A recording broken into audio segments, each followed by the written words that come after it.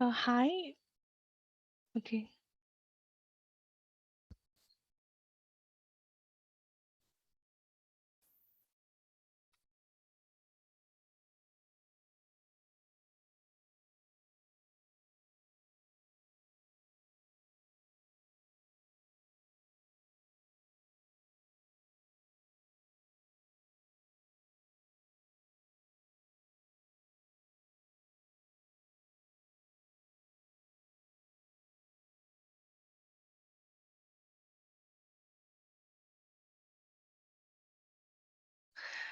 Once.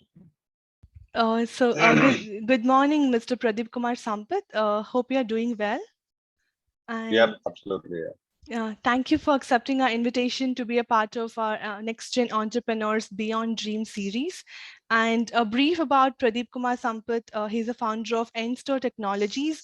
nStore Technologies is founded in 2017, and the startup offers an integrated digital order to deliver and customer engagement solution. nStore's digital platform caters to the traditional online and mobile retailers and the unorganized segment, and their proprietary platforms and solution nlinks, npose, and nlight, enjoy, and entire. And their unique model is the community commerce model and a mobile-based solutions which enable convenient doorstep order delivery for the users.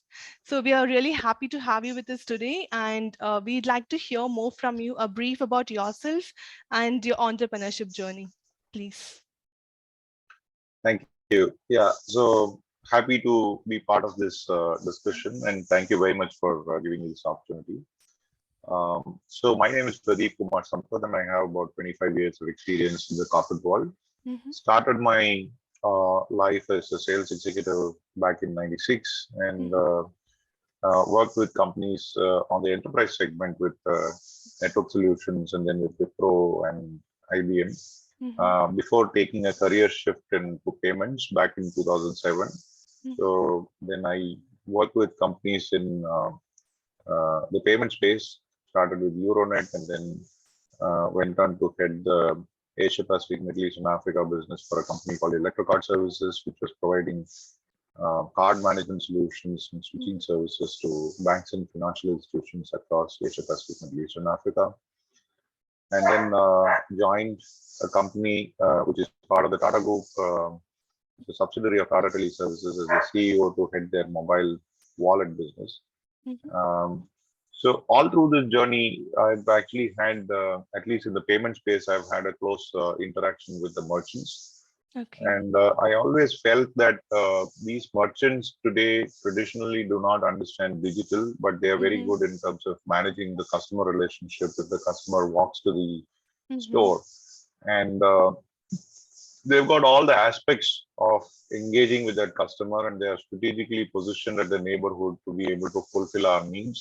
mhm. However, given the penetration of digital, given the change in convenience from a consumer standpoint, I think there's a whole lot that they are going to miss out if they don't embrace the Yes. digital wave that is going to come through. Mhm, And that is where I saw an opportunity back in 2017, and then I decided mhm. to start nStore. nStore actually stands for neighborhood stores.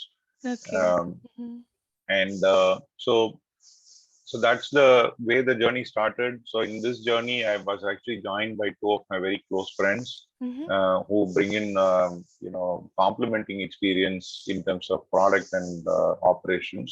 mhm, And they're with me. So Sudarshan actually been with Cognizant and Infosys handling the product side, mhm, and Narasimhan, who's headed operations for some of the large migration projects with TCS, is part of the founding team, and he heads the operations. So the three of us are mhm, putting together this in-store story. mhm. So that's a brief background about Okay, that's us. nice. The friends, the friend trio based startup, right? So it's very interesting Yeah. to know about that. And also coming to the retail tech.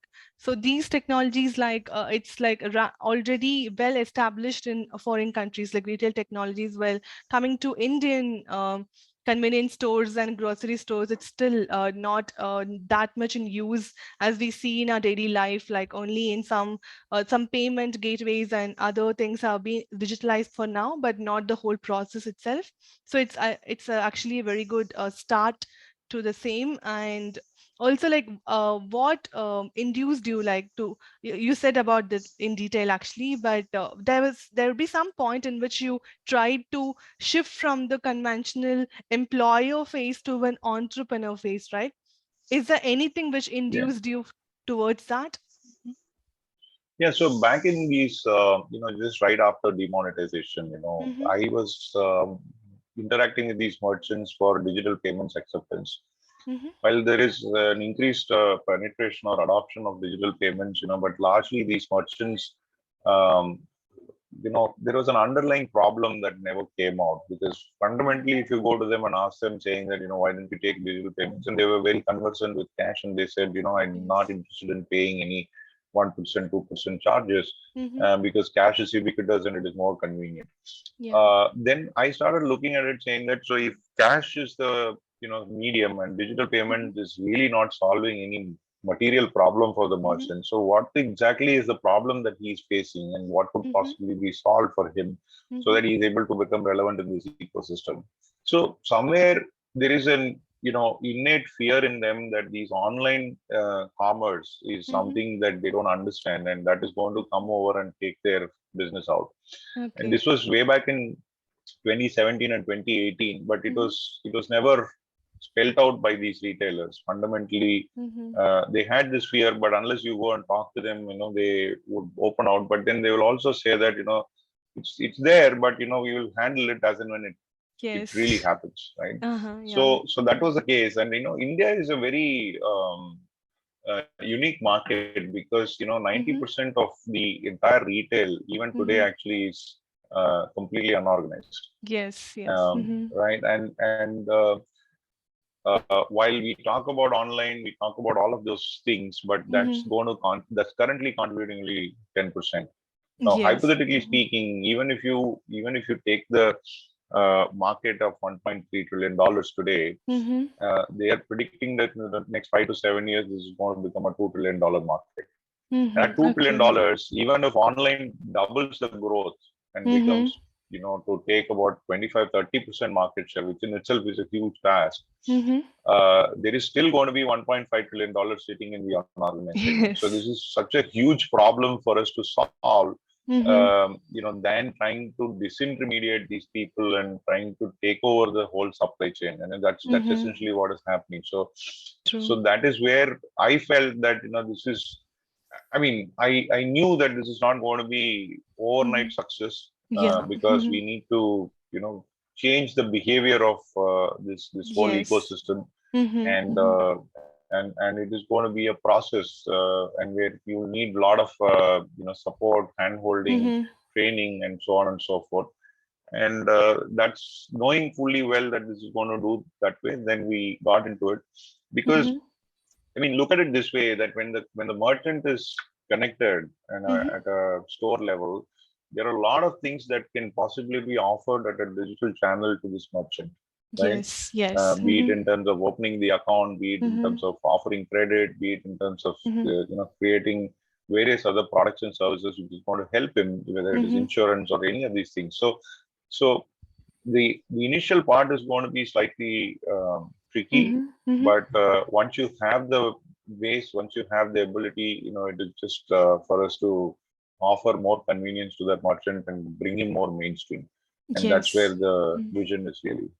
Yes, yeah. So yeah, thank you for sharing the same. And also coming to the entrepreneurship journey, like what were the initial challenges you faced? So in the technical side, you In had a good, already had a good team in hand in terms of all the main processes. But what were the initial challenges, like funding, other team members, organization, or if you could just give some glimpses on that? So first of all, I mean, you need to overcome this fact that you are comfortable with whatever you're doing in your life, Mm-hmm. right? I mean, there is really no need for you to leave all that and start over, right? Yes, yes. Mm-hmm. So getting accepted that. yeah, this is the way I'm going to go, and even if it Mm-hmm. means that I'm going to struggle for some time, it's okay. Mm-hmm. That's a Mm-hmm. big mindset shift, right? I mean, so I think Yes.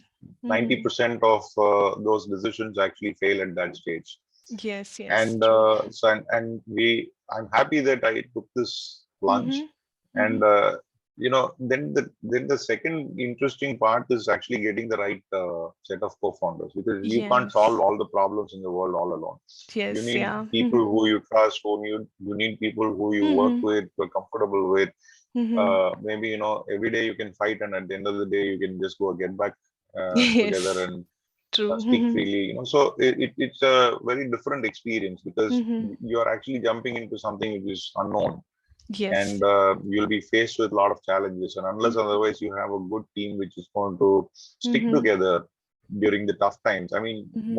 everybody will stick together when you have a good time, right? I mean, Yes. very few people will stick together when you have a bad time. Mm-hmm. And so getting this, co-founders who are going Mm-hmm. to see this the same way, and also willing to commit their life into this, Mm-hmm. is the second important thing that actually happened to us. I mean, I'm Mm-hmm. fortunate enough that I was able to get those two things, Mm-hmm. Mm-hmm. done.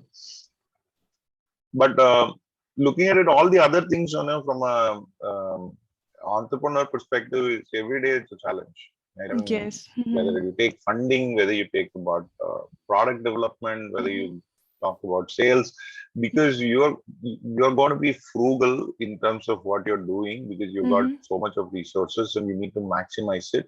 Mm-hmm. And also the funny part is, while the whole world is looking at valuations and scaling up fast at Mm-hmm. the cost of spending a lot of money, Mm-hmm. it is not that easy, right? I Yes. mean, so Mm-hmm. very few people actually get that kind of a thing. But you need to stick to your basics, and you need to be able to focus on what you think is right. Mm-hmm. And right from the beginning, we believed in value creation, and we Mm-hmm. said, we are going to create value. Okay. So Mm-hmm. maybe initially people are not going to look at it from a Mm-hmm. perspective that suddenly we become 100 million, 500 million, $1 billion and all of these things. We said Mm-hmm. we are going to Mm-hmm. do it this way. Mm-hmm. And we went through that journey, and we are just building it as we speak. I mean, we're still a startup only as from our Mm-hmm. perspective. But yes, we've come a long way in terms of maturity. Mm-hmm. Yeah. Yeah, that's true. And whatever you said was actually it's in the process of the startup, right? Like the initial challenges, getting the right team, funding, and incubator. Like all of these are like now a part and parcel of the journey of the startup itself. And Yeah. also like coming to the external factors, we had a like we are still facing the global pandemic, but it would have come in between your path, the journey, Yeah, and it is a also very big yes. setback for us, Yeah, so coming to because also supply chain and convenience stores, everything got affected because the first yeah. wave, I still remember how in Chennai, I was in Chennai too. So I remember how it was like we weren't getting enough, even grocery, the vegetables, the fruits, and everything was everybody were buying, panic buying, and it was a haphazard situation where it was so I can understand how would it have been difficult for you in that time period of time, convincing them to use that, and how it went for you. Like, if you could just I share mean, some. so interestingly, in the third year of our operations, we see, first of all, we believed our go-to-market is going to be through partners, right? I mean, so we Okay. had Mm-hmm. good partners. We signed up in the second year itself, and we were growing very well. Mm-hmm. And we had close to about 4,000 plus merchants signed up with us, and 50% of them trading very well. And we were doing close to about 25, 28 crores of GMV. Mm-hmm. We were doing revenues. So everything was very nicely coming together Mm-hmm. in 2019, right? Okay. And Mm-hmm. suddenly, March 2020, Yeah. we had this pandemic, Mm-hmm. and all hell broke loose, primarily because, like you rightly said, supply chain froze. When Mm-hmm. the supply chain froze, the retailer was Mm-hmm. severely impacted. But Yes. unfortunately, he was the only guy who was there to Yes. service that particular customer. None of the True. online players were able to go and deliver. I mean, the Yes. whole, we all know. I mean, we'll Mm-hmm. still remember all of that. Mm-hmm. But he did not have the time to even think of ways Yeah. and means in which he wants to go digital. Mm-hmm. Mm-hmm. And so, but then one of the things that happened during this period was that Mm-hmm. the acceleration of thought in the retailer's Mm-hmm. mind that future is going to be digital, Yes. and that Mm-hmm. we need to be prepared Mm-hmm. is something that actually is a good thing that happened out of this pandemic for us. Mm-hmm. Yes. Mm-hmm. um, Now, the way I used to always say is that what Demon did to digital payments is what COVID did to uh, online commerce. So Yes. the Mm-hmm. realization happened that the retailer felt that Mm-hmm. this is the time that we need to go online. But Mm-hmm. however, there are still challenges that remain. While there are quite a few players who came and offered a platform, but the retailer Mm-hmm. still doesn't know how to engage with this customer digitally. True. And Mm-hmm. most of the stores do not have a last mile delivery solution Mm-hmm. available. They don't deliver to their Yes. houses. Mm-hmm. And then there are people who say, how do I get more, please tell me, how do I get more business to me? Because Mm-hmm. most of these businesses have struggled during the last 1.5 years, and they want to Mm-hmm. now increase their business. Mm-hmm. So these are the challenges that we kind of really faced during this 1.5 years, and we tried Mm-hmm. to still focus on that same neighborhood retailer, because our intent of Mm-hmm. providing that digital solution to that neighborhood retailer did not change. We Mm-hmm. didn't want to cut to the chase and move Mm-hmm. to providing our own e-commerce solution. Okay. While there Okay. are still many places that actually happen that way, but we still believe that this is the right way to do it, Mm-hmm. and this is the most cost-effective way to engage with the customer. Mm-hmm. And that is when we actually, after going through all of this Mm-hmm. realization and learnings, we started this community commerce model Okay. where Mm-hmm.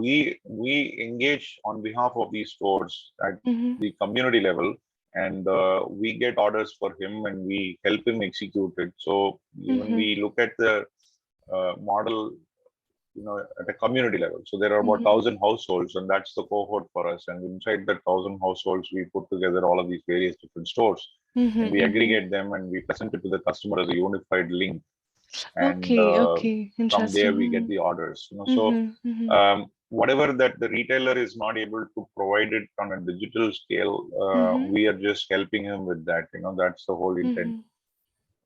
That's of very this community interesting, commerce model. actually. Then also the step, the how you transformed and also adapted to the running circumstances and made it easily available for the both the customers and the retailers. It's really interesting and it's a great step, I'd say. And also coming to so we can come to the end of the questions here. So and also we would like to ask from you like two key takeaways which you would say for the aspiring entrepreneurs, like young entrepreneurs, from your experience, what would be the two main points which you would say for them? So the first thing that I would actually say Mm-hmm. is, you need to have the perseverance. you Mm-hmm. know so if you believed in something that is going to work, and you need to persevere and make sure that Mm-hmm. that thing really works. So there will be a lot of Yes. challenges that will come, and it is easy for you to just let go of it and Mm-hmm. get back to the comfort zone. True. But really every day getting up and saying, okay, this is something that I'm going to do irrespective of whatever happens, Mm-hmm. um, is a different mindset, right? Mm-hmm. Mm-hmm. And that mindset will actually give you answers. If you have that mindset, I mean, if you Mm-hmm. keep moving it forward, Mm-hmm. you will keep getting support and help from the ecosystem on its own. So that I've seen in the Yes. last 5 years of my journey, Mm-hmm. and it is very, very true, right? Mm-hmm. The second thing is about clearly networking. Mm-hmm. So you need to, because it's very easy for you to just get into one silo, because you're Mm-hmm. trying to solve a problem. You get into it and you start thinking. So Okay. so you need to look at the world, and you need to start interacting with people which Mm-hmm. are probably not your customers but outside the Yeah. ecosystem, so Mm-hmm. that they give you right perspective, they give you the Mm-hmm. right connects. So that is also very, very important. So that's Mm-hmm. where exactly the team Mm-hmm. helps. Because if Mm-hmm. you're at least two or three co-founders, you can bifurcate the workload, and then you'll still be able to go ahead and do some of these things. Mm-hmm. and Mm-hmm. uh, and if you're still all alone and you don't know what to do, I mean, then it is going to be very, very difficult for you Mm-hmm. uh, to pull it all together in a shortest period Yes. of time. Mm-hmm. Yeah, thank you. And yeah, as you rightly said, like perseverance and also open mindedness, like getting Yeah, ideas from multiple people and different, like not even not having a singular mindset or monotonous work. We should have network, and it's very important to make an impact and provide the value proposition to the right set of people, target audience, right? yeah. So Unfortunately for us, the networking part actually took a beating for the last 2 years because okay. we couldn't even go out. And most Yes, of these true. Yes, conversations are not very good to have when you do it on Zoom and WhatsApp true, and true. all of those kind of conversations. Yes. Uh, and face to face is always better because Mm-hmm. you'll be able to understand the perspective, which Yes. is kind of missing when you do it on a uh, Yeah. remote mode. Mm-hmm. But yeah, now I think we are getting it back together. So Mm-hmm. so from here on, I think it's going to be good. Mm-hmm. And I wish that we scale faster and better without this fourth wave and fifth wave fear. Mm-hmm. So Yes. that's And also, important. like, we are also waiting to find our indigenous model, right? Like indigenous commerce model, e-commerce model. So it will be very useful for us, and also than providing a business to the abroad and MNCs. If we have the indigenous solution within ourselves, and which suits our community and our setup, it'll be great alternative to them, and it'll be very yeah, rewarding both for your company as well as the customers. So Yeah, and the step in the right direction actually mhm, towards this is that the government is actually mhm. creating this platform called ONDC, Open Network for Digital Commerce, Okay. which in a way envisages to do what we are doing at a much, much, much broader level. Mhm, And we mhm. are excited about this opportunity, and we get the vibes that we are actually in the right direction. And Okay. we Mhm, also are looking forward to keenly participate in that ONDC network and then make sure that mhm, we create an impact for these neighborhood retailers. mhm, And we are very optimistic. We are very keen about this whole mhm, opportunity that ONDC is going to present. mhm. Yeah. So yeah, we are also waiting to use your solution in near future, and we hope it's used in all the cities and states in our Thank country too. Yeah, and all the best for your you so much. endeavors. Thank you for